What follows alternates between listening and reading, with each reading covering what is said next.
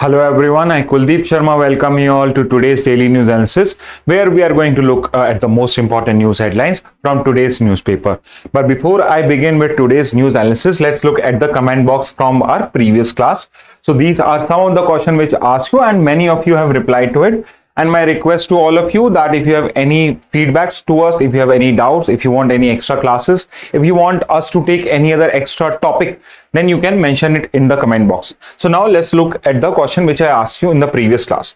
So if you know these two names, Sharad Kamal and PV Sindhu, these are the flag bearers of India or of Indian contingent when the opening ceremony took place. And I asked you that these players belong to which particular sports. So Sharad Kamal is a Indian tennis, table tennis player, and PV Sindhu, I'm sure many must have correctly answered it or might not know it, might know it, but have decided not to write it on the comment box. Okay, next question which I asked you was when was the last 5-year plan of India? So before the coming of Niti Aayog, we had a planning commission and we used to create 5-year plans for us, and the last 5-year plan was from between 2012 to 2017.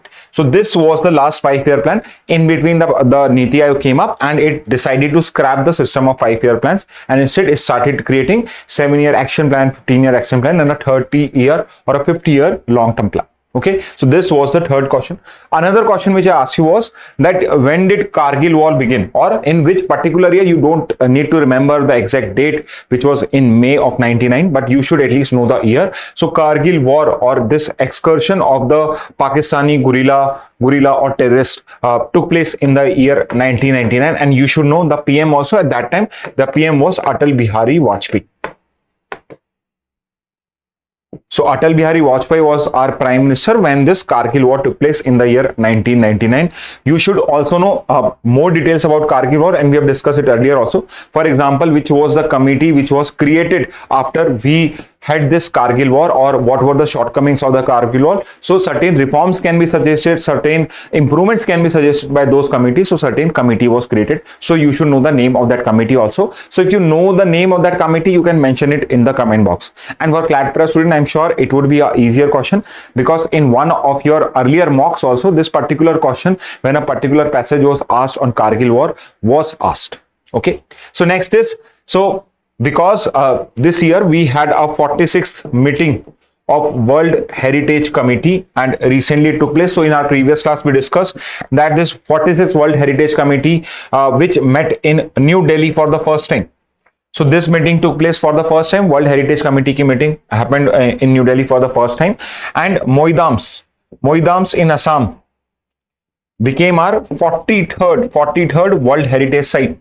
And moreover, I asked you that interestingly, there was another international 46th meeting which took place in India, and many of you have replied it correctly. The 46th ATCM, also known as Antarctic Parliament, also took place in India in Kochi, Kerala. So that was the question, and many of you have given the answer correctly. Next, so another thing which I asked was, which is the country which has the largest coal reserves, and which is the country which is the largest coal producer. So there is a difference between you having a reserve and then you using those reserves or you mining those reserves. So when I talked about production, it was China. However, interestingly, the largest coal reserve country is the country of USA. And not just that, it has the largest coal reserve, it has a very good quality of coal reserves also. For example, half of its coal reserves consist of anthracite and bituminous. So the highest grade coal is available. Highest grade coal is available in US. And moreover, if I combine the total coal reserves of India and China, US on the other hand is having more than the total reserve which India and China combinedly have.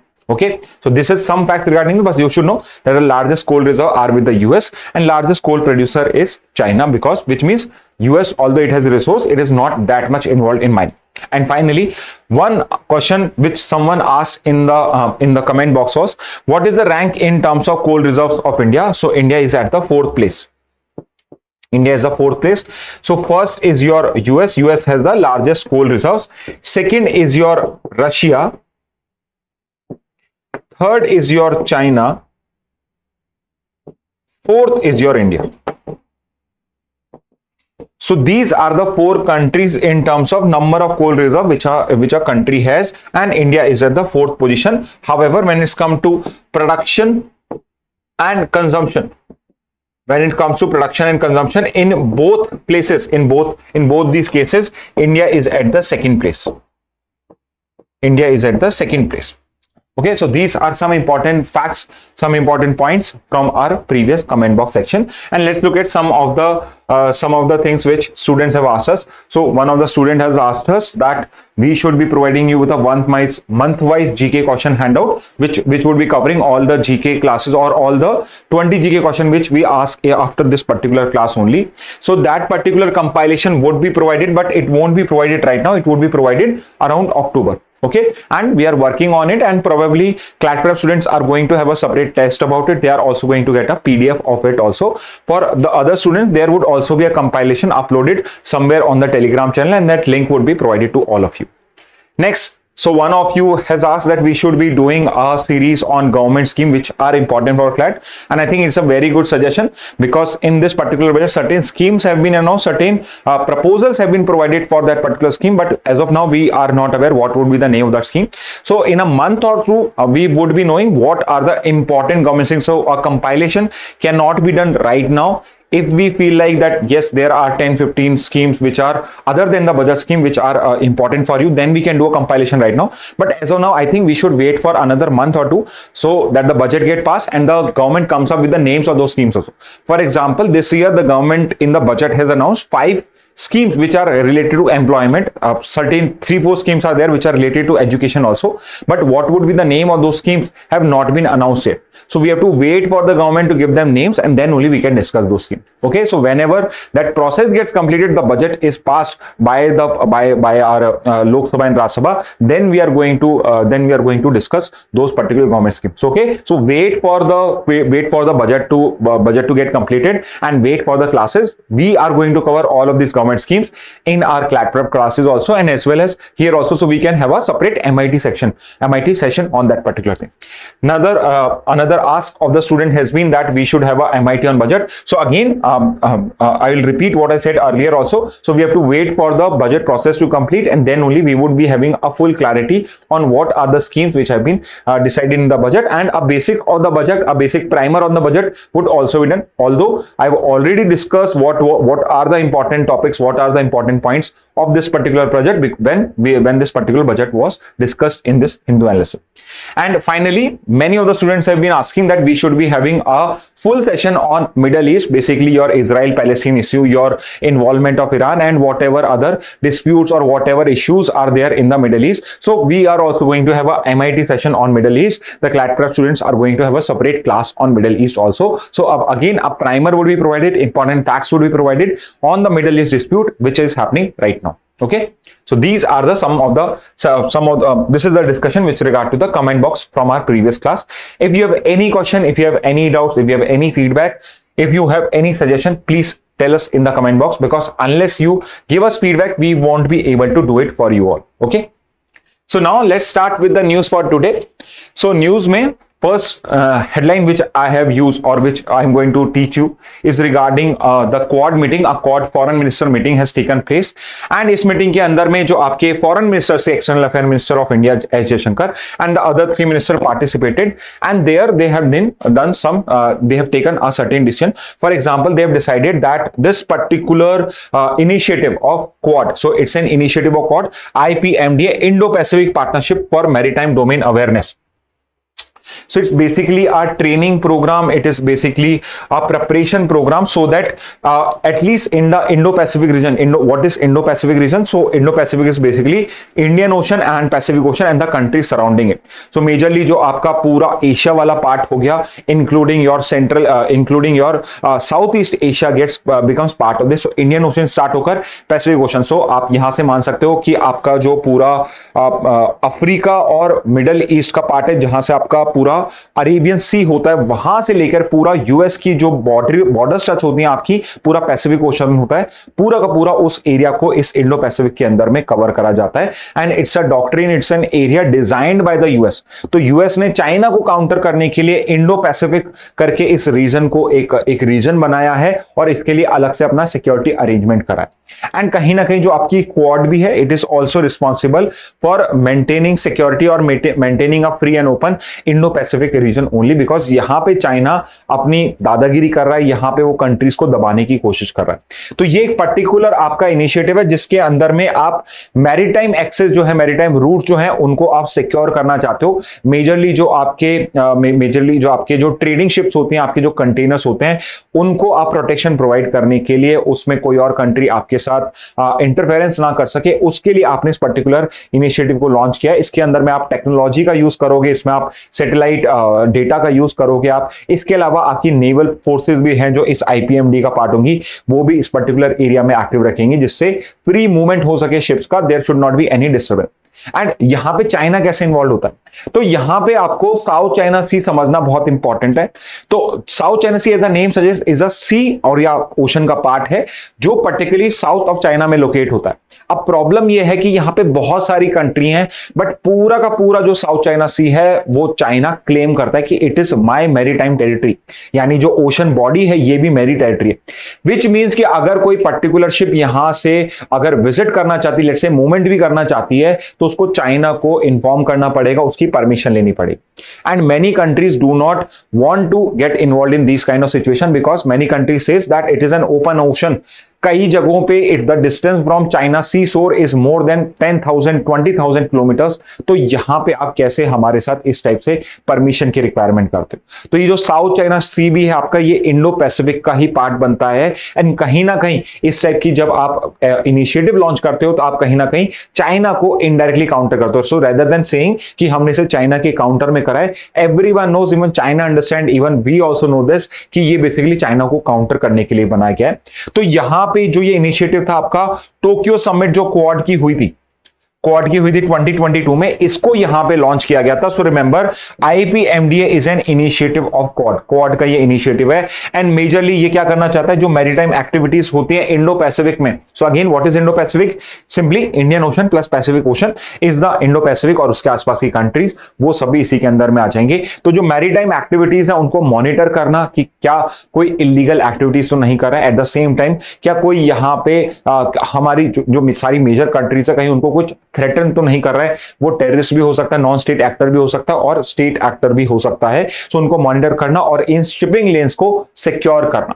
Okay तो ये है आपके लिए। अब quad से related कुछ important point, so we have discussed this earlier also, so we can again go through this because I have seen that many students do not revise them from time to time and they used to forget certain important point. And what happens is if a particular passage is asked on Quad, तो वो 5 में से 3 question कर पाएंगे, but 2 which would have been a easier question or I would say a medium grade question, they would consider it as a difficult question. So at least my advice would be do repetition of these or do revisions of these things again and again so that you do not lose marks on at least the easy or the medium range question. Okay, so quadrilateral security dialogue 4 countries का grouping है ये। It's a very easy, I think Japan, India, US और Australia इन चारों ने मिलकर करा है। और आई वुड सजेस्ट यू कि आप इसी ऑर्डर में करिए बिकॉज इसी ऑर्डर में ये कंट्रीज आपके क्वाड का पार्ट बनना स्टार्ट हुए थे। Okay, so it's an initiative which was suggested for the first time by Shinzo Abe. तो Shinzo Abe जो अब जिनका मर्डर कर दिया गया था अभी रिसेंटली कुछ 1 या 2 साल पहले ही आपका, he was the one जिन्होंने इस आइडिया क्वाड के एक आइडिया को यहाँ पे स्ट्रेंथ दी थी, पावर दी थी कि चाइना को काउंटर करने के लिए we should also have a security grouping. So Quad जो होता है आपका, it stands for quadrilateral security dialogue. So it was a dialogue forum जहां पे ये चारों डिस्कस कर सकते थे, बात कर सकते थे। It is not like NATO की तरह नहीं है जहां पे एक आपका फॉर्मल सिक्योरिटी अलायंस है। नेटो के अंदर में एक पर्टिकुलर आर्टिकल है, आर्टिकल 5। सो आर्टिकल 5 आपसे डायरेक्टली भी पूछा जा सकता है कि what is article 5। So article 5 वो वाला आर्टिकल है जहां पे आप कंबाइंड एक दूसरे की सिक्योरिटी के लिए आगे आओगे। फॉर एग्जांपल, अगर नेटो की किसी भी एक कंट्री को यहां पे अटैक किया जाता है, it is the duty of all the other members of NATO that they should come and rescue that country और they should fight for that country. So as of now Ukraine उसका part बनना चाहता था and Russia never wanted कि ये NATO का part बने। So that's why उसने पहले ही अटैक कर दिया। सो पहले अटैक कर दिया तो अभी वो नेटो का मेंबर नहीं है, तो other countries can not get directly involve in it. तो यहां पर it is not like NATO, it was only a security dialogue. But many believe कि इन फ्यूचर अगर चाइना और भी ज्यादा आपका अग्रेसिव हुआ, so it might get turn into a security initiative also. So what is the main objective? So like I told you, IPMD जो जितने भी आपके इनिशिएटिव क्वाड से रिलेट होते हैं उनका मेन पर्पस होता है to maintain a free and open Indo Pacific.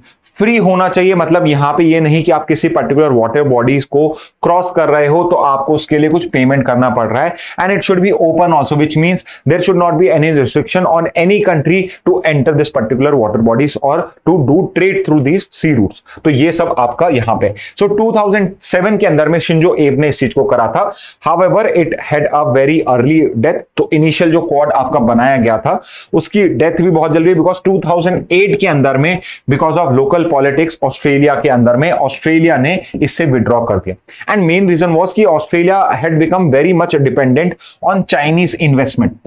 China किससे ट्रेड भी और Chinese investment was also entering in Australia.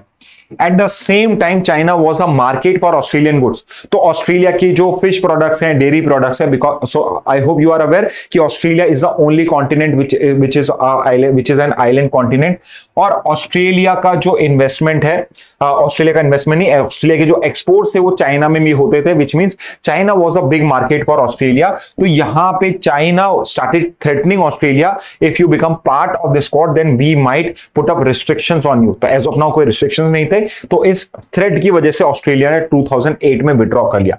However, 2012 में अगेन शिंजो एब ने ही वापस से इस कंसेप्ट को एक नया नाम दिया, which was concept of democratic security diamond. So DSD कह सकते हो आप इसको, democratic security diamond, which is the same as Quad. तो अगेन सेम प्रपोजल यहां पे शिंजो एब ने दिया। ठीक है, तो फिर से यहां पे बात स्टार्ट होनी है। Between 2012 and 2017 there was change of guard और change of presidentship in the other 3 countries. So आपके ऑस्ट्रेलिया के अंदर में भी, आपके इंडिया के अंदर में भी और यूएस के अंदर में भी प्रेसिडेंटशिप चेंज होने लगी। सो इसका जो मूड था क्वाड का वो भी चेंज होने लगा। Eight the same time China भी यहां पे बहुत ज्यादा एग्रेसिवली बिहेव कर रहा था। CPEC, China Pakistan economic corridor और आपका जो सिल्क रूट थे उनके, उसको वो वहां पे बहुत ज्यादा प्रमोट कर रहा था। One belt one road initiative, जो ये सारे इनिशिएटिव्स थे। At the same time South China Sea के अंदर में भी it was becoming aggressive and more aggressive against the countries of the South China Sea. For example Philippines और Vietnam के साथ इनके नेवल्स की नेवी की, आई वुडंट से कि डायरेक्टली कुछ कंफ्लिक्ट हुआ, बट नेवल फोर्सेज जो थी वो आमने सामने आ गई। चाइनीज की नेवल फोर्सेज जो फिलीपींस के फिशरमैन होते थे उनको डिस्टर्ब करने लगी, उनके ऊपर पे वाटर कैनन से अटैक करने लगी। And as the recent date just a month ago इस टाइप की न्यूज अभी भी कंटिन्यू आ रही है। सो बिकॉज इस टाइप का वहां पे चाइनीज बिहेवियर ऑब्जर्व हो रहा था। एंड मोर ओवर चाइना के साथ इंडिया के साथ में भी रिलेशंस में प्रॉब्लम हो रही थी। 1920 में आपकी गलवान कैलिकैश डोकलाम क्लैश, 2017 के अंदर में ये सब स्टैंड ऑफ हुए थे। तो इसकी वजह से भी इंडिया वाज आल्सो ईगर कि हमें भी कुछ आंसर करने के लिए कोई सिक्योरिटी डायलॉग या सिक्योरिटी इनिशिएटिव लॉन्च करना चाहिए। सो फाइनली 2017 में आपकी आसियान समिट थी। So ASEAN stand for association of south east Asian nation. So my question to you in the comment boxes कि what are the countries which are member of ASEAN। तो अगर आप mnemonics use करते हो तो it becomes easier for you।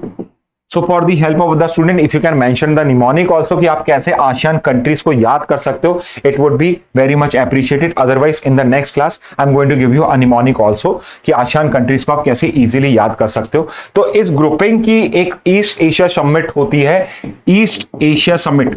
So east Asia summit के अंदर में आसियान कंट्री जो है, जो इनके पार्टनरिंग बाकी की कंट्रीज होती हैं, उनके साथ में ये जाके आपकी मीटिंग्स करते हैं। So for example east Asia summit के अंदर में आपका इंडिया भी होता है, चाइना भी होता है, यूएस भी होता है, आपका जापान भी होता है, ऑस्ट्रेलिया भी होता है, मैनी अदर कंट्रीज। तो मेजर जो आपकी बड़ी बड़ी ट्रेड कंट्रीज होती हैं, मेजर पावर्स होती हैं, वो सारी की सारी ईस्ट एशिया समिट में पार्टिसिपेट करती है। सो फाइनली 2017 में जब आपकी ये मनीला में आसियान समिट चल रही थी, at that time these four ministers from India, four ministers from not just from India but from these countries were also present there, and they decided to hold a quad meet there.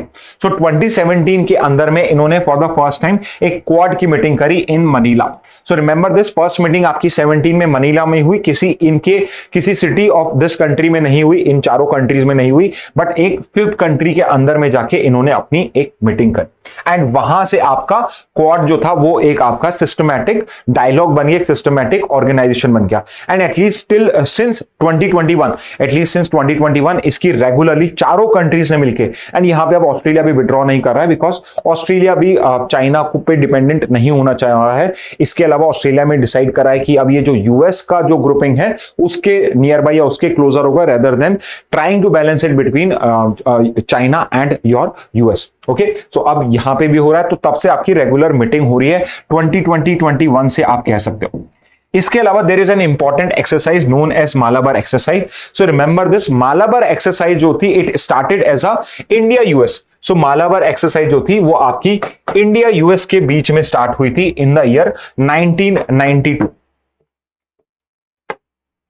So I have already told you, otherwise I would have asked you in the comment box कि 1992 में। So it started between India and US. India and US के बीच में हुई थी around 2005-2006 में। इसके साथ में आपका जापान भी ऐड हो गया था, एंड 2020 से इसके अंदर में अब आपका ऑस्ट्रेलिया भी ऐड होने लग गया है।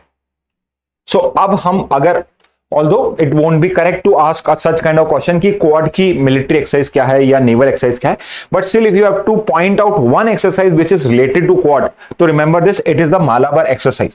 सो मालाबार आपका जो कोस्ट होता है, आपका वेस्टर्न कोस्ट होता है, उसको मालाबार कोस्ट बोला जाता है, और मालाबार एक्सरसाइज बेसिकली इंडिया और यूएस के बीच में आपके इंडियन ओशन में ही होती थी।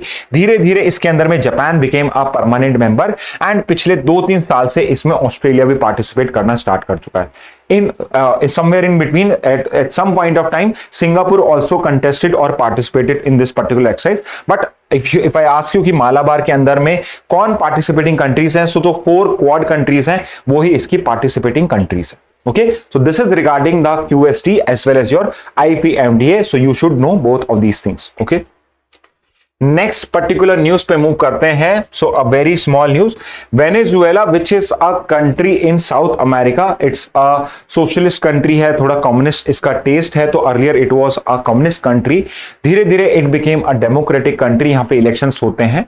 हाउएवर जो अभी रिसेंट इलेक्शंस हुए हैं वहां पे देयर हैव बीन एलिगेशंस कि यहाँ पर कुछ शॉर्टकमिंग्स हुई, यहाँ पे टेम्परिंग हुई है, यहाँ पे वोटर्स को थ्रेटन करा गया जिससे वो जाके अपने कैंडिडेट को वोट ना कर पाए। एंड अभी जो इलेक्शन हुए हैं उसके अंदर में जो इनके इनकम्बेंट प्रेसिडेंट थे Nicholas Maduro, he has again won the election. He is now again became the president of Venezuela for the third time बने हैं। सो ये पर्टिकुलर कंट्री जो है ये 2019 से न्यूज में है, बिकॉज 2019 के अंदर में जब वहां पे इलेक्शंस हुए थे फॉर द सेकंड टाइम, जब निकोलस मडुरो इलेक्शंस फाइट कर रहे थे, तो 2019 के इलेक्शन में जो वहां के स्पीकर होते थे प्रेसिडेंट आपके असेंबली के, उन्होंने उस पर्टिकुलर इलेक्शन को फ्रॉड माना था, एंड ही सेड कि I am the real president of this particular country, और he came out as a rebel against Nicolas Maduro. And because ये साउथ अमेरिका की कंट्री है, and Nicolas Maduro is known to be close to the communist country, तो China Russia के साथ closeness थी, तो वहां पे यूएस ने उस पर्टिकुलर पर्सन को, स्पीकर को यहां पे जाके सपोर्ट करना स्टार्ट करा, and at the same time Nicolas Maduro के सपोर्ट में ऑब्वियसली आपका रशिया, चाइना और ये बोलीविया, ये सारी कंट्रीज उसके सपोर्ट में आना स्टार्ट हो गए। तो अगेन यू कैन सी कि एक सिंगल कंट्री के अंदर में दो सुपर पावर्स या दो ग्रुपिंग जो हैं कोल्ड वॉर टाइप की, एक तरफ रशिया चाइना और एक तरफ आपका US, they started to getting putting political influence in this particular country. So at the same time 2019 में वहां पे क्या था, इकोनॉमिक क्राइसिस भी बिगन हो गया था, और इसका मेन रीजन था कि 2014 से 2014 से वहां पे oil prices, so it's a very important thing to know कि वर्ल्ड के लार्जेस्ट ऑयल रिजर्व आपके वेनेजुएला में ही है। मैनी माइट थिंक कि सऊदी अरेबिया के पास शायद सबसे ज्यादा आपके रिकवरेबल रिसोर्सेज हो, but it is the country of Venezuela जिसके पास में वर्ल्ड के सबसे बड़े ऑयल रिजर्व्स हैं। सेकंड नंबर पे it is your Saudi Arabia. But again अगर मैं आपसे ये क्वेश्चन पूछूं कि यहां पे लार्जेस्ट ऑयल रिजर्व तो इसके पास है, बट लार्जेस्ट ऑयल प्रोड्यूसर कौन है? So mention it in the comment box. I am going to tell you in the next class कि लार्जेस्ट ऑयल प्रोड्यूसर कौन है वर्ल्ड के अंदर में। एंड पहले ये वो कंट्री, अगर मैं हिंट दूं आपको, जो जितने भी इसने वॉर्स करे हैं, इसने सिर्फ ऑयल के लिए वॉर्स करे हैं, but now it has become largest oil producer. And because it has become oil producer, it does not require that much oil from that country, इसलिए it is trying to get out of those situation जिसमें ये पहले war कर रहा था या वह influence कर रहा था। सिमिलरली वेनेजुएला का भी, Venezuela was a big exporter of oil to US, but US को जब से यूएस इंडिपेंडेंट हुआ फ्रॉम दिस ऑयल इकोनॉमी, यहां पे उसने 2014 से ऑयल जो इंपोर्ट थे 2012 से ऑनवर्ड्स उसके ऑयल इंपोर्ट्स कम हो गए। एंड फाइनली 2019 तक वेनेजुएला के जो मेन सोर्स ऑफ इनकम होता था विच वाज ऑयल इकोनॉमी, इसमें रिडक्शन होना स्टार्ट हुआ। इसके अलावा निकोलस माडुरो की गवर्नमेंट के ऊपर पे बहुत सारे करप्शन और मेल एडमिनिस्ट्रेशन के एलिगेशन थे। तो 2019 से वहां पे बहुत ज्यादा आई वुड से कि सिविल वॉर लाइक सिचुएशन हो रही थी, एक इंटरनल कंफ्लिक्ट वहां पे हो रहा था। एंड फाइनली अभी आपके कोविड के टाइम में, मे बी कोविड की वजह से थोड़ा वहां पे बिकॉज ऑफ शटडाउन्स एक्सेट्रा वहां पे सिचुएशन इतनी ज्यादा नहीं बढ़ी कि वहां पे कोई रेवोल्यूशन हो जाए या सिविल वॉर टाइप सिचुएशन हो जाए, तो कुछ हद तक ये प्रेसिडेंट वहां पे पावर में बने रहे। बट इसके अलावा भी otherwise also Venezuela was again in news this year because इसका जो लास्ट ग्लेशियर था Humboldt glacier, so you should know the name of this glacier also. Humboldt glacier इसका नाम था, which was the last glacier in Venezuela, और ये भी अब वहां से एक्सटिंक्ट हो चुका है। एक्सटिंक्ट बेसिकली कि जो पर्टिकुलर आइस का वहां पे आइस जो पूरी टोटल आइस शीट थी वहां पे, अब वो ग्लेशियर की तरह आइडेंटिफाई नहीं कर सकते हो, अब आप उसे एक आइस शीट ही कॉल करोगे बिकॉज इसकी जो साइज है it is less than 2 hectare. 2 hectare से अगर कम का कोई आइस का एरिया होता है तो हम उसे आइस शीट बोलते हैं, ग्लेशियर नहीं बोलते हैं। So probably Venezuela is again was again in the news this year for all the wrong reasons कि जो लास्ट ग्लेशियर है, and Venezuela has become the first country which has lost all its glacier in modern times. So because of these things Venezuela has been in news. So otherwise आपको इसकी capital भी पता होनी चाहिए, Caracas is the capital of Venezuela. Okay, next news पे चलते हैं। Mekedatu project will ensure Kaveri water for Tamil Nadu even in distress year, Karnataka CM. So Kaveri water dispute I can not emphasise कि कितना ज्यादा न्यूज में आ रहा है। सो मैं कावेरी रिवर वाटर डिस्प्यूट कई बार डिस्कस कर चुका हूं। सो व्हाट आई थॉट कि एक बार का हम बेसिक कावेरी रिवर का गो थ्रू कर लेते हैं rather than bar bar Kaveri river water dispute. But again it is possible कि 2-3 दिन बाद या महीने भर बाद फिर से कावेरी डिस्प्यूट आए तो हम फिर से उसको रिवाइज कर लेंगे। बट यहाँ पे कावेरी रिवर के बारे में कुछ अगर बेसिक्स पढ़ने हो, सो पहली चीज तो ये रिमेंबर दिस कि this river starts from Karnataka and flows into Tamil Nadu. जो कावेरी की मेन रिवर है वो कर्नाटका से स्टार्ट होकर तमिलनाडु में फ्लो करती है। ओरिजिन इस ताल कावेरी बेसिकली तालाब कावेरी का ब्रह्मगिरी रेंज है जो वेस्टर्न घाट्स के अंदर में आती है। And again Kodagu district in Karnataka, Kodagu district है कर्नाटका में, जिसके अंदर में जो ये वेस्टर्न घाट्स की रेंजेस हैं, ब्रह्मगिरी रेंज, वहां पे ताल कावेरी है जहां से आपकी कावेरी रिवर ओरिजिनेट करती है। एंड इसको फाइनली आउटफॉल कहां पे होता है, फाइनली ये सी से कहां मीट करती है, सो बे ऑफ बंगाल के अंदर में जाके ये मीट करती है। Interestingly Kaveri is considered as the Ganga of the south. सो at many places I have read this particular thing. I don't know how is it possible कि हिंदी में अगर मैं दक्षिण गंगा बोलता हूं so it's some other river, और अगर मैं इंग्लिश में इसको गंगा ऑफ द साउथ बोलता हूं तो कावेरी को बोला जाता है। So again if you know this thing कि दक्षिण गंगा किस पर्टिकुलर रिवर को बोला जाता है, साउथ इंडिया की यानी दक्षिण की जो गंगा है वो किस रिवर को बोला जाता है। Although Ganga of the South is Kaveri, so you have to tell me दक्षिण गंगा किसे बोला जाता है। And I don't understand this particular thing कि आप दक्षिण गंगा बोलते हो तो उस पर्टिकुलर रिवर को बोलते हो, और गंगा ऑफ द साउथ आप कावेरी रिवर को बोलते हो। तो ये है। ऑल्सो रिमेंबर दिस, अगर मैं साउथ की रिवर की बात करूं तो फर्स्ट सेकंड पे दूसरी रिवर है, and Kaveri is the third river, third longest river है ये आपकी, आपके साउथ इंडिया की। तो एक बार आपका last to last year mock या लास्ट ईयर के ही आपके क्लैट के एग्जामिनेशन में पूछा गया था कि लॉन्गेस्ट रिवर कौन सी है इंडिया की, आप सिंपली वो बता दीजिए। 4 ऑप्शन थे, तो यहां पे आपसे साउथ इंडिया की भी लॉन्गेस्ट रिवर पूछा जा सकता है, but remember Kaveri is not the longest river.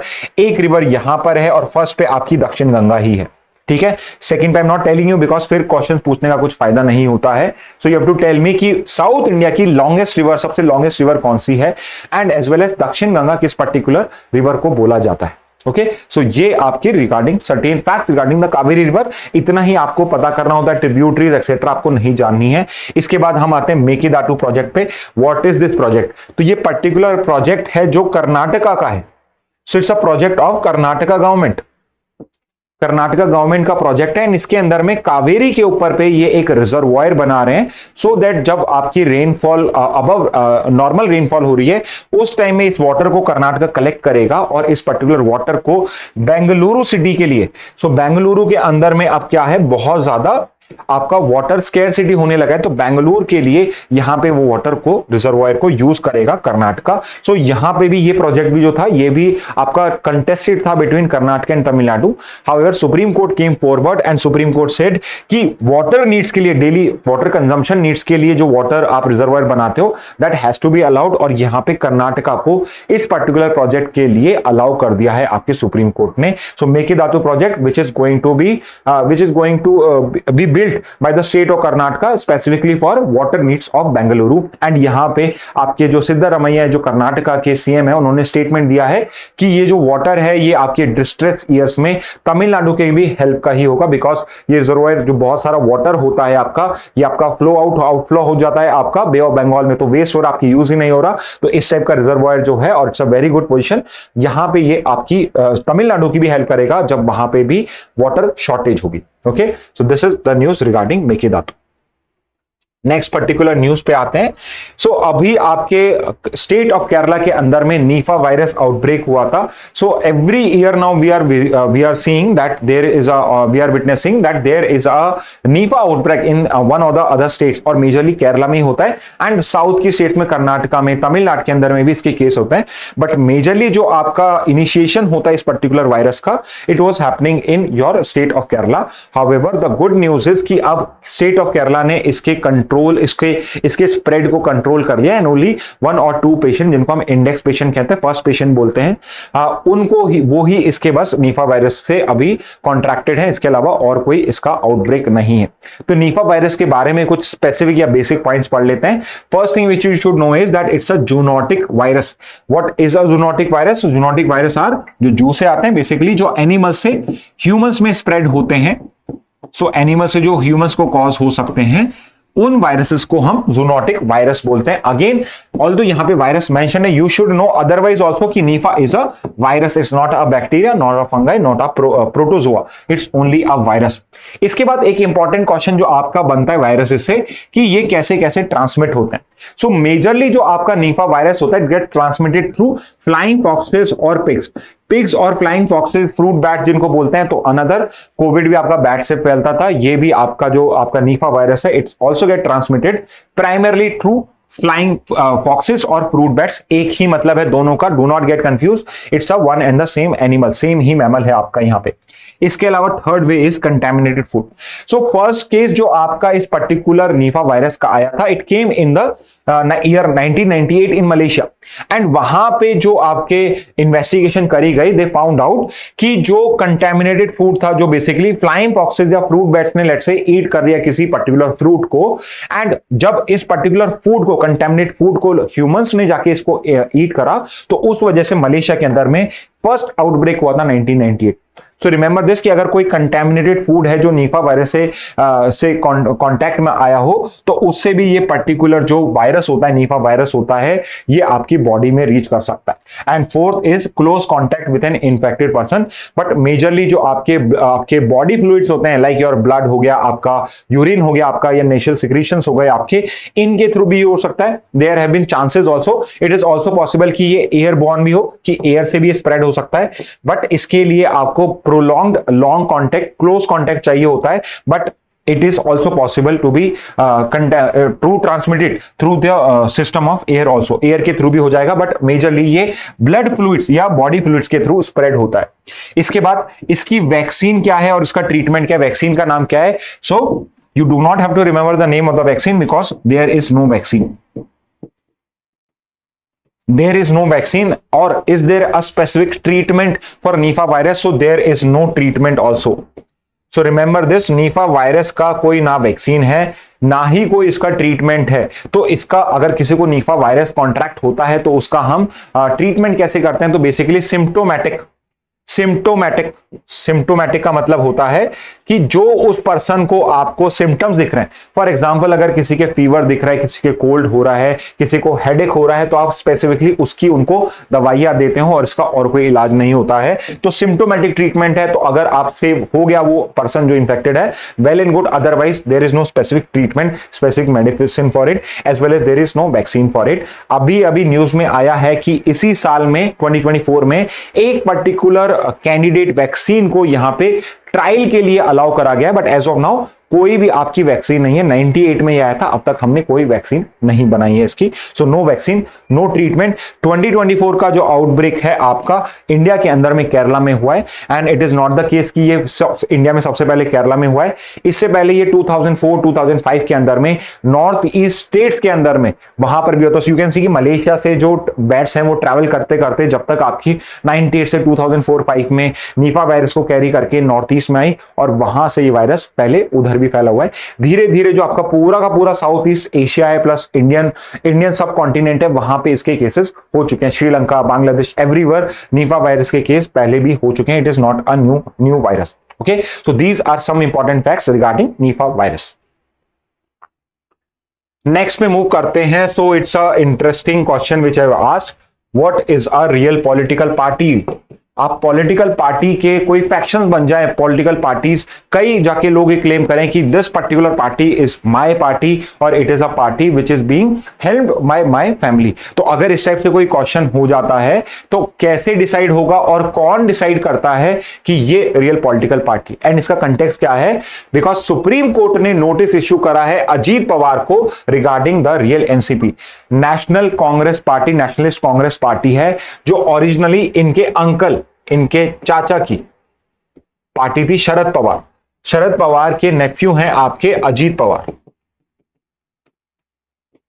Neiphiu है अजीत पवार। तो जो एनसीपी ओरिजिनल पार्टी थी उसके अंदर में इंटरनल डिवीजन हुआ, एंड 40 एमएलए को लेके अजीत पवार ने एक सेपरेट पार्टी नहीं, इन्होंने क्लेम करा कि we are the real NCP, कि हम एनसीपी हैं रियल और ये फेक फैक्शन है, ये रियल एनसीपी नहीं है, we are the leaders of this particular party. तो यहां पे ये क्वेश्चन आता है कि लेट्स से यहां पे एक अजीत पवार का और उसके एमएलए हो गए एक साइड में, और एक साइड में शरद पवार और उनके एमएलए हो गए, तो यानी यहां पे एक सिंगल पार्टी को रिप्रेजेंट करने के लिए दो ग्रुपिंग्स आ चुकी हैं। तो यहां पे क्वेश्चन ये आता है कि इस पॉलिटिकल पार्टी को कि रियल आपकी एनसीपी कौन है, ये कौन डिसाइड करेगा? ये सुप्रीम कोर्ट करेगा, हाई कोर्ट करेगा, इलेक्शन कमीशन करेगा, या जो लेजिस्लेटिव असेंबली में स्पीकर होता है वो डिसाइड करेगा इस पर्टिकुलर केस में कि कौन सी रियल पार्टी है? और ये केस सिर्फ एनसीपी नहीं, शिवसेना के साथ भी, अगेन उसी स्टेट में महाराष्ट्र के अंदर में भी शिवसेना के साथ में भी ये हुआ था। बिकॉज एकनाथ शिंदे जो अभी महाराष्ट्र के सीएम है, वो अपने सपोर्टिव एमएलए को ले जाते हैं अलग, उसमें अपना अलग फैक्शन बना देते हैं। दे ऑल्सो क्लेम कि we are the real Shiv Sena. और जो Uddhav Thackeray, they do not have any majority और they do not contest or they should not be considered as a real Shiv Sena. तो यहां पे दो ऐसी पॉलिटिकल पार्टी जिसके अंदर में डिविजन्स होते हैं, and both of them claim कि we are the real political party. तो इस पर्टिकुलर केस के अंदर में आई वुडंट से कि सिर्फ एक ही अथॉरिटी है जो डिसाइड करती है रियल पॉलिटिकल पार्टी कौन सी है। इट वुड डिपेंड की कंटेक्स्ट क्या। फॉर एग्जांपल, अगर यहां पे मेजॉरिटी या confidence majority in the assembly की बात होती है कि लेजिस्लेटिव असेंबली के अंदर में कौन सी पॉलिटिकल पार्टी होगी जो अपने विप को रिप्रेजेंट करेगी, अब ये विप क्या होता है बेसिकली? सो विप होता है पॉलिटिकल पार्टी का वो रिप्रेजेंटेटिव जो जितने भी आपके एमएलएस होते हैं या पार्लियामेंट में एमपीज होते हैं उनको सजेस्ट करता है, उनको गाइड करता है कि आपको पार्लियामेंट में कैसे बिहेव करना है, कैसे आपको एक्ट करना है। सो कोई पर्टिकुलर अगर वहां पे बिल आया हुआ है, आपको फेवर में देना है या अगेंस्ट में देना है, या हमारी पॉलिटिकल पार्टी का उसमें स्टैंड क्या है, ये सब विप डिसाइड करता है। तो लेजिस्लेटिव असेंबली में जो पॉलिटिकल पार्टी होती है वो विप को अपॉइंट करती है। तो मेजरली यहां पे अगर क्वेश्चन हो कि पॉलिटिकल पार्टी को रिप्रेजेंट कौन करेगा, तो उसमें विप जो बनाया जाएगा उस पॉलिटिकल पार्टी का कौन सा लीडर है जो इसमें विप बताएगा। तो यहां पे अगर दो एनसीपी हैं, अजीत पवार डिसाइड करेंगे कि हमारा विप कौन है या शरद पवार डिसाइड करेंगे। सो रिमेंबर दिस, जब लेजिस्लेटिव असेंबली की बात होती है कि यहां पे प्रेजेंटली जो एमएलए प्रेजेंट हो रहे हैं, पॉलिटिकल पार्टी रिप्रेजेंट हो रही है, वो कौन सी रियल है, तब ये डिसीजन हो जाएगा आपके स्पीकर का। तो शिवसेना के केस के अंदर में कि पर्टिकुलरली उस पार्टी का विप कौन है और कौन उसके अंदर में प्रोसीडिंग्स को होल्ड करेगा on behalf of that political party, ये सारा डिसीजन स्पीकर लेता है of the house. And speaker का डिसीजन इसलिए इंपॉर्टेंट होता है बिकॉज जो एंटी डिफेक्शन लॉ होता है, एंटी डिफेक्शन लॉ होता है जिसमें डिफेक्शन होता है, उसका जो आंसर होता है वो स्पीकर को देना होता है। इसलिए इट इज इंपॉर्टेंट कि हमें यह पता हो कि इसके अंदर में आपकी रियल पॉलिटिकल पार्टी कौन सी है। बिकॉज लेट्स से अगर मैं अजीत पवार को रियल एनसीपी मान लेता हूं, तो शरद पवार के लोग इस पॉलिटिकल पार्टी के मेंबर नहीं है, इन्होंने अपनी मेंबरशिप को लीव करा है। So all of these would be disqualified. Eight the same time अगर मैं शरद पवार को मान लेता हूं रियल एनसीपी, तो जितने भी अजीत पवार और उसके एमएलएज हैं, all of them would be considered as defectors और वो सब डिस्क्वालिफाइड हो जाएंगे। तो इसलिए स्पीकर का क्वेश्चन आता है। अब सेकंड क्वेश्चन आता है कि एक पॉलिटिकल पार्टी के अंदर में उसका नाम भी होता है कि I am the, for example जो कांग्रेस पार्टी उसका नाम है इंडियन नेशनल कांग्रेस, बीजेपी का नाम है भारतीय जनता पार्टी। तो भारतीय जनता पार्टी में मान लेते हैं डिवीजन हो जाते हैं और एक पार्टी कहता है कि we are the Bharatiya Janata party और दूसरा कहता है भारतीय जनता पार्टी। तो अगर जब इलेक्शंस होंगे तो कौन सा ऐसा पर्सन या कौन सा ऐसा ग्रुपिंग होगा जो बीजेपी का नाम प्लस उसका सिंबल, फॉर एग्जांपल लोटस का सिंबल है, वो कौन सा फैक्शन यूज करेगा, ये भी एक इंपॉर्टेंट क्वेश्चन है। बिकॉज इंडिया के अंदर में एजुकेशन उस लेवल का नहीं है और एट द सेम टाइम लोगों का कई बार अटैचमेंट भी हो जाता है पॉलिटिकल पार्टी के साथ में। And BJP is a very good example जिसके अंदर में आइडियोलॉजिकली जो मोटिवेटेड लोग होते हैं, इररिस्पेक्टिव ऑफ गवर्नमेंट की पॉलिसी कैसी है, वो उस आइडियोलॉजी को सपोर्ट करते हैं। तो यहां पे कौन सी रियल पॉलिटिकल पार्टी है, इट बिकम्स इंपॉर्टेंट। तो जब यहां पे सिंबल की बात होती है, यहां पे सिंबल की बात होती है या नेम की बात होती है, जब इस चीज का डिसीजन लेना होता है तो वो डिसीजन लिया जाता है by the election commission of India. So remember this, legislative assembly के अंदर में जब एमएलए चूज होके आ चुके हैं, उस चीज के लिए और उनसे रिलेटेड जो प्रोसीडिंग्स होंगी उन सब के लिए आपकी जो स्पीकर होता है, जो आपका स्पीकर होता है, वो डिसाइड करता है कि कौन सी रियल पार्टी है। और जब सिंबल की बात होती है, इलेक्शन सिंबल की और पॉलिटिकल पार्टी के नेम की, उन सब रेस्पेक्ट के लिए election commission of India decide करता है कि कौन सी रियल पॉलिटिकल पार्टी है, कौन सी पार्टी है जो असलियत में उसको इनहेरिट करेगी। Okay, so this is how it is done. अब यहां पे मैंने हाई कोर्ट और सुप्रीम कोर्ट लिखे हैं। ये मैंने क्यों लिखे हैं? बिकॉज अगर इलेक्शन कमीशन ने कोई डिसीजन लिया है तो उसको आप सुप्रीम कोर्ट में क्वेश्चन करते हो, हाई कोर्ट में नहीं। यहां पे अगर स्पीकर ने कोई डिसीजन लिया है, हाउस स्पीकर ने कोई डिसीजन लिया है, उसको हाई कोर्ट में नहीं, सुप्रीम कोर्ट के अंदर में क्वेश्चन किया जाता है। एज ऑफ नाउ शिवसेना के जो केसेस थे दोनों सुप्रीम कोर्ट में गए। तो सो रिमेंबर दिस कि जो दोनों के डिसीजन होते हैं, स्पीकर का डिसीजन हो यहां पे या फिर यहां पे इलेक्शन कमीशन का डिसीजन हो, वो दोनों को दोनों अपील किए जाते हैं to the Supreme Court, not to the High Court. ठीक है, तो अगर आई नो थोड़ा सा दिखने में साफ सुथरा नहीं दिख रहा है, तो अगर मैं इसको एकदम क्लीनली लिख के दूं आपको, तो सिंपली इसका आंसर कैसे बन जाएगा आपका? तो हाउस स्पीकर जो होता है, हाउस में स्पीकर, तो लोकसभा के लेवल पे भी इसी तरीके से डिसीजन होगा। जब एमएलएज और एमपीज के इनसाइड हाउस के ट्रीटमेंट की बात हो रही है, फंक्शनिंग की बात हो रही है, at that time it would be the speaker of the house. For example आप ब्रैकेट में can also right anti defection law के लिए, एंटी डिफेक्शन लॉ के लिए आप कैसे डिसाइड करोगे कि कौन सी रियल पार्टी है? So it would be the house speaker जो डिसीजन लेगा। और इलेक्शन कमीशन ऑफ इंडिया कब लेता है? जब सिंबल और नेम की बात, यानी इलेक्शन पर्पस के लिए। इलेक्शन पर्पस के लिए कैसे डिसाइड होगा, ऐसे होगा। And finally it is the Supreme Court to which you can appeal decision of speaker and plus your election commission of India. Okay, so remember by these 3 points जो आपने news समझी, बाकी का मैंने आपको डिटेल में समझा ही दिया। नेक्स्ट न्यूज पे मूव करते हैं। नेक्स्ट न्यूज है आपकी defence acquisition council approves amendment to MQ-9B UAV deal with US. तो MQ-9B UAV डील, तो ये बहुत टाइम से न्यूज में है, इसके अंदर में हम कुछ चेंजेस कर रहे हैं और उसको डिफेंस एक्विजिशन काउंसिल ने अप्रूव कर दिया है। सो ये MQ-9B UAV ड्रोन जो है आपका, ये हेल ड्रोन बोले जाते हैं।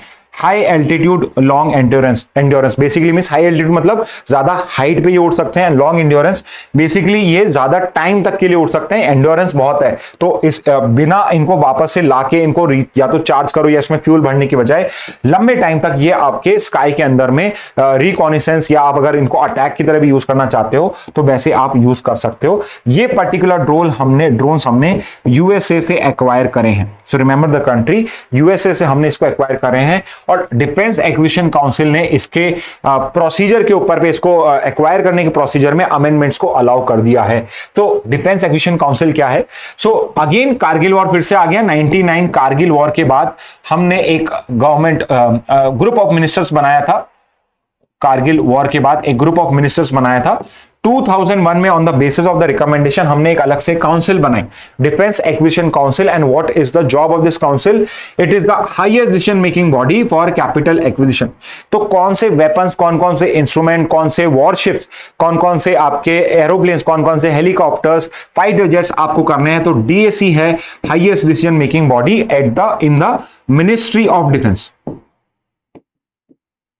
रिमेंबर दिस, जो हाईएस्ट डिसीजन मेकिंग बॉडी होती है बड़े डिसीजंस के लिए, वो होती है cabinet committee on security. Cabinet committee on security, prime minister और मेजर मिनिस्टर्स आपके वहां पे बैठते हैं। मिनिस्ट्री ऑफ डिफेंस के अंदर की highest decision making body, so it is not the highest decision making body of India but it is the highest decision making body in the ministry of defence. जहां पर भी capital acquisition basically means जहां आप Wars की और आपके ships की, इन सब की बात कर रहे हो, आप वेपन्स की बात कर रहे हो, वहां पे ये हाईएस्ट डिसीजन मेकिंग बॉडी होती है और इसने यहां पे अप्रूवल दे दिया। And who is the chairperson of this particular body? So it is defence minister of India, currently Rajnath Singh. He is the ex officio chairperson of defence acquisition council. इसके अलावा इसके अंदर में आपके सीडीएस, तीनों आर्म फोर्सेस के आपके चीफ्स और आपके जो बाकी के भी ऑफिसर्स होते हैं, लाइक आपके chief of integrated defence staff, chief of council of integrated defence staff, वो सभी इसके मेंबर्स होते हैं। मेंबर्स आपको याद नहीं करने, यू शुड नो कि चेयरपर्सन कौन है। Chairperson is the defence minister of this particular group. Okay, next पे मूव करते हैं आपके। सो यहां पे एक न्यूज आई है कि सेंटर या आपकी इंडियन गवर्नमेंट है, वो जो आईएलओ की इंडिया एम्प्लॉयमेंट रिपोर्ट आई है, इसको जाके काउंटर करेगी आईएलओ के अंदर में। So international labour organisation which is one of the oldest international organisation related to labour और अदरवाइज ऑल्सो, उसने एक रिपोर्ट निकाली, इंडिया एम्प्लॉयमेंट रिपोर्ट, और उस रिपोर्ट के अंदर में एक बहुत ही अलार्मिंग स्टैटिस्टिक आया। And as per the 2024 report, 83% of India's youth, India का जो 83% यूथ है वो अनएम्प्लॉयड है। 83% यानी बहुत मोर देन 80%, मतलब सिर्फ 17 लोग out of 100 are employed in the youth population, otherwise everyone else is unemployed in India. So इसके अलग अलग एक्सप्लेनेशन हो सकते हैं इसके, आप इसको जस्टिफाई भी कर सकते हो कि बिकॉज अब यहाँ पे एजुकेशन स्टैंडर्ड्स बढ़ रहा है, लोग हायर एजुकेशन के लिए जा रहे हैं, पीएचडीज कर रहे हैं, obviously they would be counted as unemployed. But it is not such a rosy picture, because India के अंदर में जो ग्रेजुएट्स हैं, ग्रेजुएशन का जो परसेंटेज है, इट इज लेस देन 20%, 13%, 14% है, विच मीन्स कि आपके 18% लोग ऐसे हैं जो ग्रेजुएशन भी कंप्लीट नहीं कर रहे हैं। सो विच मीन्स कि ये आपको डेटा जो होता है, ये आपको कई बार गलत पिक्चर भी शो कर सकता है। बट यहां पे 83% इसके हिसाब से अनएम्प्लॉयड है। तो यहां पे सेंट्रल गवर्नमेंट इस पर्टिकुलर डेटा पॉइंट को जाके क्वेश्चन करे। तो ये जो पर्टिकुलर रिपोर्ट है, इंडिया एम्प्लॉयमेंट रिपोर्ट, ये कौन पब्लिश करता है? So it is publish by ILO and ISD. These are kind of question which are usually asked कि ये पर्टिकुलर रिपोर्ट किसने पब्लिश करी थी। सो रिमेंबर दिस, आईएलओ और आईएसडी ने करी। अब ILO is an important institution, I told you it's one of the oldest organisation. So you have to mention me in the comment box कि किस year में इसको आपने फाउंड किया था, फाउंडेशन ईयर क्या था। इंटरेस्टिंगली जो आपकी जो आपकी यूनाइटेड नेशंस है उसकी ये फर्स्ट स्पेशलाइज्ड एजेंसी है. It is the first specialized agency of United Nations. Okay, but you have to tell me the year of establishment of ILO. ठीक है, तो इस इंडियन एम्प्लॉयमेंट रिपोर्ट इससे डील करती है. इसके अलावा एक और रिपोर्ट जो आपकी आईएलओ लेकर आती है, this is world employment and social outlook. I thought कि हम इंडिया एम्प्लॉयमेंट की बात करें तो वर्ल्ड एम्प्लॉयमेंट की बात कर लेते हैं. सो इंडिया एम्प्लॉयमेंट भी आईएलओ और आईएचडी निकालता है और world employment and social outlook सिर्फ आईएलओ निकालता है. And as per this particular report of 2024 globally unemployment is also increasing, it is not decreasing. Unemployment सिर्फ इंडिया में ही नहीं, globally is also increasing. And not just India, जो आपकी सारी मेजर कंट्रीज है इंक्लूडिंग चाइना जो मैन्युफैक्चरिंग हब है, वहां पर भी अनएम्प्लॉयमेंट इंक्रीज हो रहा है. यूएस के अंदर में इंक्रीज हो रहा है, यूरोप के अंदर में इंक्रीज हो रहा है, हर जगह पे आपका अनएम्प्लॉयमेंट इंक्रीज हो रहा है. Apart from some small expression, छोटी छोटी कंट्रीज में अगर चेंजेस होते हैं so they do not have a big impact on the world scale. World scale पे, वर्ल्ड एम्प्लॉयमेंट लेवल पे नहीं होता है. बट एज ऑफ नाउ जो सारी मेजर इकोनॉमीज है वहां पे there is a downturn in your employment as per this report. Okay, next news पे आते हैं. So there is a particular article. My advice would be कि you should read this particular article. इस बार का जो आपका editorial page है आज का हिंदू का, it's a very good editorial page. I know उसमें समझाने का इतना नहीं होता, इसलिए हम यहां कवर नहीं कर पाते सब चीजों को, बट आपके रीडिंग के लिए वो एडिटोरियल बहुत इंपॉर्टेंट है. फॉर एग्जांपल लेफ्ट साइड में एक आर्टिकल आया रिगार्डिंग जो यहाँ पे आपके कुछ 2-3 स्टूडेंट्स की, इनोसेंट स्टूडेंट्स की डेथ हो गई दिल्ली के अंदर में, कोचिंग सेंटर के अंदर में वो स्टडी कर रहे थे बेसमेंट के अंदर में. तो उसको लेकर, उस ट्रेजेडी के ऊपर को लेकर के कुछ क्वेश्चन हुए कि क्या बेसमेंट्स को हम यूज कर सकते हैं, कौन सी ऐसी ऑर्गेनाइजेशन, फॉर एग्जांपल उसमें है नहीं बट आपको पता होना चाहिए कि एक पर्टिकुलर सिटी के अंदर में, मेट्रोपॉलिटन सिटी के अंदर में कौन सी गवर्नमेंट है, सेंट्रल गवर्नमेंट, स्टेट गवर्नमेंट या म्युनिसिपैलिटीज, जो इन सब रेगुलेशंस के लिए रिस्पॉन्सिबल होती है. क्या बेसमेंट्स को आप इस तरीके से कमर्शियल यूसेज के लिए यूज कर भी सकते हो नहीं, ये सब उस पर्टिकुलर आर्टिकल में मेंशन है. उसके अलावा there is a article regarding census also कि why it would be perilous if we delay the census forward. For example census 2021 अभी तक कंडक्शन स्टार्ट भी नहीं हुआ, उसका ट्रेनिंग प्रोसेस भी अभी तक चल रहा है. वी डोंट नो कि वो सेंसस कब आपका प्रोसेस स्टार्ट होगा, कब कि उसका डेटा कंप्लीट होगा और कब आपका वो रिलीज होगा. लेट से अगर वो 27-28 में आता है, बाय दैट टाइम 2-3 साल में 2031 आ जाएगा and we would be looking for a newer census. तो क्या इतना खर्चा करना भी क्या हमारे लिए जस्टिफाइड होगा या नहीं. तो ये सारे क्वेश्चंस और सेंसस का क्या यूज होता है, कहां पे वो यूज होता है, why census data is important, इस पर्टिकुलर आर्टिकल में डिस्कस है. So my advice would be कि आप एक बार इसको गो थ्रू कर लीजिए. तो एक बार का मेरा काम है आपको बेसिक्स बताना, जो क्वेश्चंस आपके बन के आ सकते हैं. तो सेंसस का अगर मैं बेसिक्स आपको बताऊं, सबसे पहले इंडिया ने सेंसस एक्टिविटी जो करी थी वो 1872 में करी थी. एंड आई थिंक यहां पे उस गवर्नर का नाम मेंशन नहीं है जिसने फर्स्ट टाइम में ये पर्टिकुलर एक्सरसाइज करी थी. सो it is again a question for you.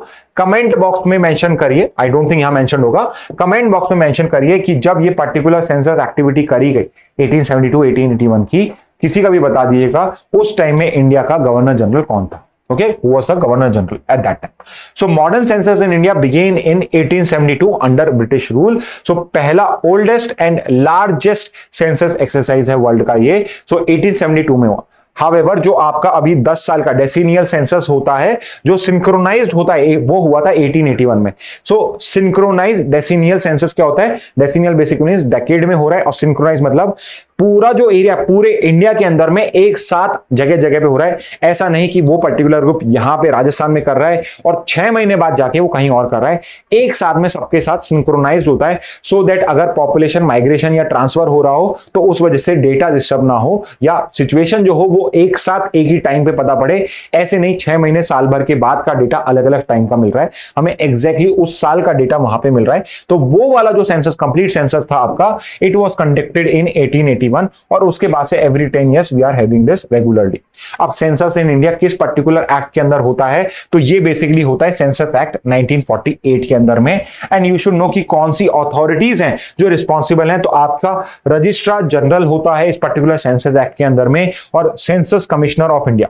So registrar general and census commission, तो एक ही पर्सन है, ये दो पोस्ट होते हैं एक ही पर्सन की।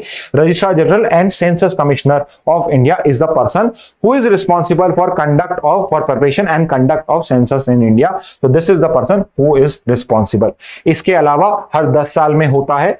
सबसे रीसेंट सेंसस 2011 में हुआ था 15 टाइम्स। सो 1881 से लेकर आज तक हम 15 बार इसको कर चुके हैं। यानी कि यू शुड नो कि जो नेक्स्ट सेंसस जब भी आएगा आपका, it would be the 16th census of India. So 15 census हम कर चुके हैं और अब आपका 16th सेंसस होगा, और जो 16th सेंसस होगा it would B first digital census in the country. पिछले सेंसस के अंदर में भी आपने टैब्स यूज करे थे, डिजिटल सेंसस करा था, but it was not a full proof या फुल जो सेंसस था वो पूरा का पूरा आपका डिजिटली नहीं हुआ था। बट ये जो 16 सेंसस है ये पूरा का पूरा डिजिटल सेंसस होने वाला है। Okay, so these are some important points regarding census. इसके अलावा ये आर्टिकल आप रीड कर सकते हैं, इससे आपको एक ओवरव्यू मिलेगा कि सेंसस का यूज कहां कहां पे होता है और क्यों इसको नहीं करने में प्रॉब्लम्स आ सकती हैं। इसके अलावा अब कुछ 2-3 आपके फैक्चुअल डेटा था। फॉर एग्जांपल यहां पे आरबीआई की एक रिपोर्ट आई हुई है एंड उसमें बोला है कि इंडिया डिजिटल रेवोल्यूशन के अंदर में सबसे टॉप पे, फोरफ्रंट पे सबसे आगे है। एंड रिसेंटली एक और रिपोर्ट आई थी कि सर्विसेज एक्सपोर्ट के अंदर में, सर्विसेज एक्सपोर्ट के अंदर में अनलाइक गुड्स एक्सपोर्ट, गुड्स के एक्सपोर्ट में तो चाइना को कोई बीट ही नहीं कर सकता।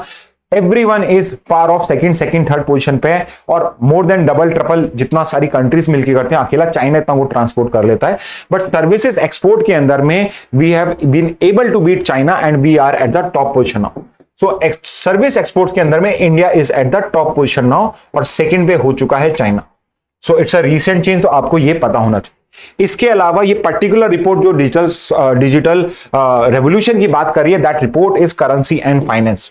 तो ये करेंसी एंड फाइनेंस एक आरबीआई की रिपोर्ट है जो आपकी पब्लिश हुई है, जिसके अंदर में बोला गया है कि एक तो डिजिटल रेवोल्यूशन आ रहा है और दूसरा जो सेकंड स्लाइड में पढ़ेंगे कि इंडिया के अंदर में रेमिटेंसेस जो हैं वो भी आपके इंक्रीज हुए हैं। तो currency and finance is a report. इसके अलावा आई थॉट कि मैं आपको एक आरबीआई रिपोर्ट्स कौन कौन सी पब्लिश करता है उनकी एक लिस्ट बता दूं। तो जो मेन रिपोर्ट्स है सिर्फ वो हम यहां पे देख रहे हैं।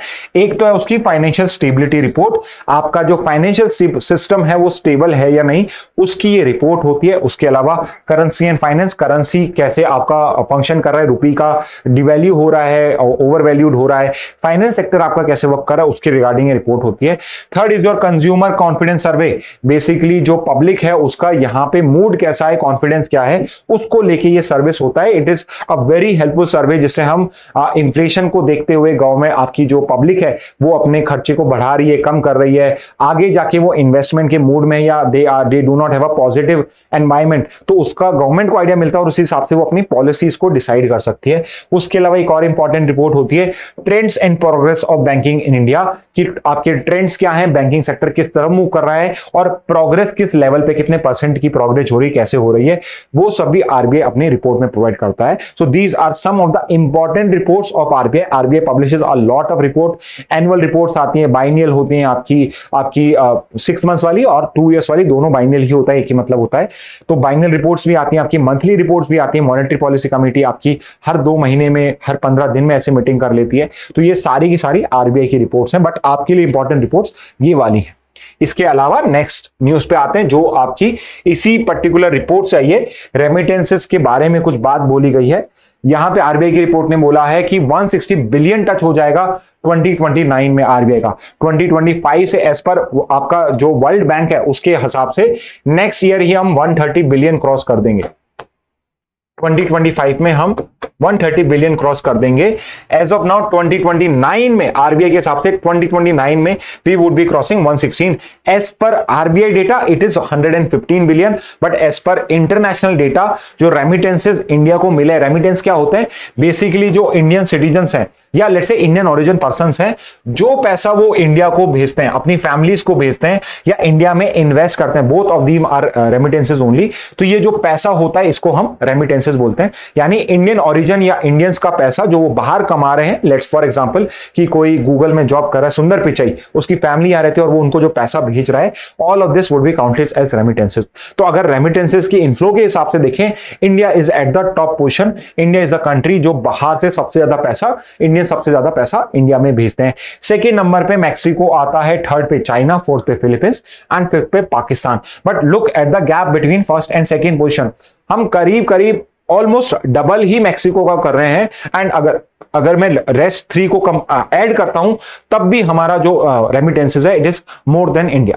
सो सम वुड से कि it's a very good thing कि हमें बाहर का पैसा इंडिया में आ रहा है, बट आई वुड से कि रेमिटेंसेस जो ये सेंड कर रहे हैं, ऑल्दो मिडिल ईस्ट में आपके कुछ लोअर लेवल के वर्कर्स भी होते हैं, बट बहुत सारा पैसा जो होता है ये आपका जो ब्रिलियंट माइंड होता है, फॉर एग्जांपल गूगल में, माइक्रोसॉफ्ट में, आपके या बड़ी बड़ी कंपनीज के अंदर में जो आपके सीईओज, एमडीज बनते हैं, इंजीनियर्स बनते हैं, एमबीएस होते हैं, वो जाके बाहर उनको हेल्प कर रहे हैं। तो कहीं ना कहीं ब्रेन ड्रेन भी हो रहा है और ब्रेन ड्रेन से हमें कुछ माइन्यूट सा कुछ पैसा मिल रहा है, बिकॉज मेजरली जो पैसा वो अर्न कर रहे हैं वो वहीं की इकोनॉमी में इन्वेस्ट हो रहा है। तो एक कॉइन के दो साइड्स होते हैं, तो you should know the both side of the coins also. But इस रेमिटेंस इनफ्लो में you should at least know the first and second. Mexico usually कोई आपका गेस नहीं कर पाता है, बट मैक्सिको बिकॉज यूएस के साउथ में ही पड़ता है, तो मैक्सिकन्स बहुत सारे यूएस में जॉब करते हैं और वो अपना पैसा वहां सेंड करते रहते हैं, इसलिए वो सेकंड पे। So India is the first, second is Mexico. अब सोर्स कंट्री क्या है इंडिया रेमिटेंसेस की? सबसे ज्यादा जो पैसा आता है इंडिया के पास में, रेमिटेंसेस आते हैं, वो किन कंट्री से आते हैं? तो नंबर 1 पे है आपका यूएई, सेकंड पे यूएस, थर्ड पे सऊदी और फोर्थ पे Kuwait. So you can see, अगर मैं यूएस को हटा दूं तो मेजरली मिडिल ईस्ट कंट्री के अंदर में बहुत सारे इंडियन माइग्रेंट्स हैं जो वहां पे रहते हैं और अपना पैसा यहां भेजते हैं। फर्स्ट पे यूएई है, सेकंड पे यूएस है। यूएई और यूएस के अंदर में we are the largest expatriate group also. तो माइग्रेशन के हिसाब से भी देखोगे तो यूनाइटेड अरब एमिरेट्स के अंदर में अगर आप non Arabians, non emirate citizens को काउंट करते हो तो सबसे बड़ी पॉपुलेशन इंडियंस की आती है, सेकंड में पाकिस्तानीज की आती है। एंड यूएस के अंदर में लार्जेस्ट पॉपुलेशन तो नहीं, but 1% of the US population आपका यहाँ पे इंडियंस बनाते हैं, but they are very powerful. US में तो ऑल्दो मैक्सिकन सबसे बड़ा ग्रुप बनाते हैं, बट उसके बाद में आपके इंडियंस आते हैं, थर्ड नंबर पे शायद इंडियंस आते हैं। एट द सेम टाइम आपके लिए इंपॉर्टेंट क्या है, ऑल्दो वो कम पार्ट बनाते हैं, बट उनका जो कॉन्ट्रीब्यूशन होता है to the US economy also, ये भी बहुत लार्ज नंबर पे होता है। तो that's why they also form a very powerful grouping, a lobbying group in the US also. Okay, so these are some facts regarding remittances. Okay, so These were the news headlines from today's newspaper. Indian express भी हम cover करेंगे, but at the same time इस बार हिंदू में ही बहुत ज्यादा news coverage हो रहा है। And many students have already told us कि भाई सर आप 1 घंटे से 1.5 घंटे के एनालिसिस मत करा करें, वो बहुत ज्यादा हमारे लिए पॉसिबल नहीं हो पाता है। तो इसलिए what we can do is कि अगर न्यूज कवरेज इक्विवेलेंट होता है, बराबर सा होता है कि इसमें कम न्यूज है, तो वहां से भी हम ले लेते हैं। अदरवाइज आज हिंदू में ही बहुत ज्यादा न्यूज कवरेज था, तो इसलिए आज हम हिंदू ही कवर कर रहे हैं। Okay, but sooner or later we are also going to go through news headlines from Indian Express also. Okay, so that's it from my side. Thank you and have a very nice day.